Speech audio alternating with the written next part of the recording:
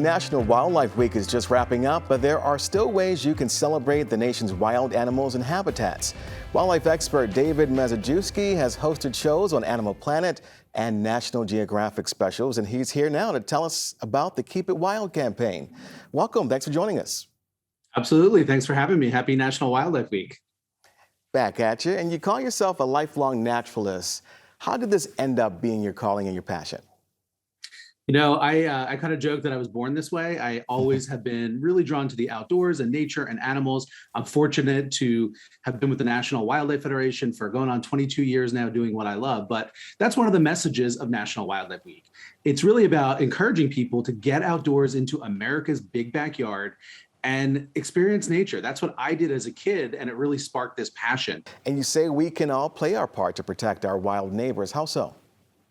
Well, you know, the news for wildlife globally, is not that great. We've got over 1 million species that are endangered with extinction.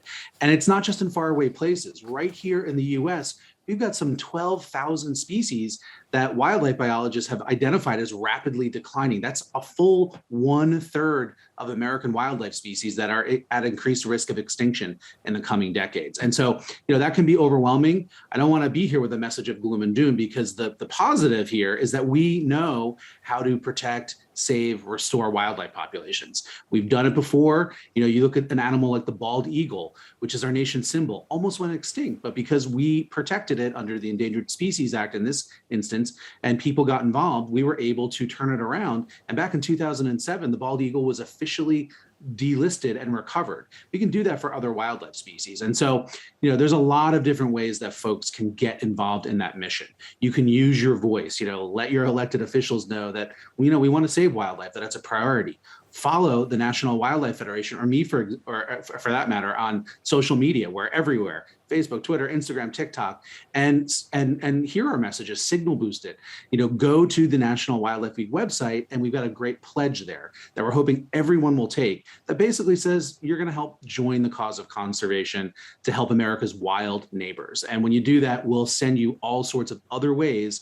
Everything from planting a butterfly garden to tips on how to get your kids engaged in nature to, maybe again, being more of an activist. So it's a really great time to get involved in the mission of wildlife conservation. And tell us more about the work from the National Wildlife Federation and Mutual of Omaha to protect wildlife around the country.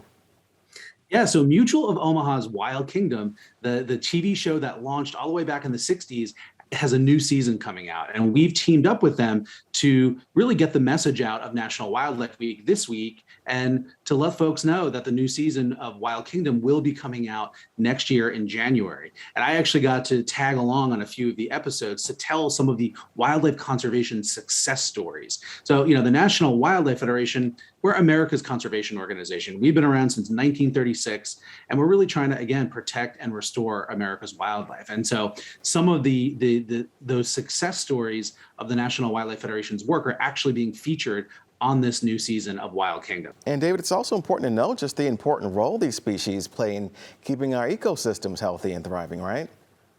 Absolutely. At National Wildlife Federation, we have a saying, and that is, when we save wildlife, we save ourselves. Because the very same things that wildlife need to thrive, clean air, clean water, space to thrive, are the things that we need too. And so, yeah, whether it's a direct benefit to humans, all sorts of medicines are developed from plants in nature. Wild animals have revealed all sorts of things that have been applied to human health, or it's ecosystem services like our pollinators, right? Pollinators are animals that pollinate flowers and allow those plants to reproduce, including many of our crops.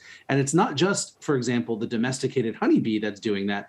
About 25% of our crops are pollinated by wild native bee species. We've got about 4,000 different wild bee species right here in North America. So there's a lot of interconnection between human health and our survival and our well-being and that of wildlife. And it's really all connected. And again, that's what we're trying to help people make those connections at the National Wildlife Federation during National Wildlife Week. Yeah, let's drive that message home for our viewers who are watching right now. You really feel like they can make a difference from their own backyards? Oh, 100%.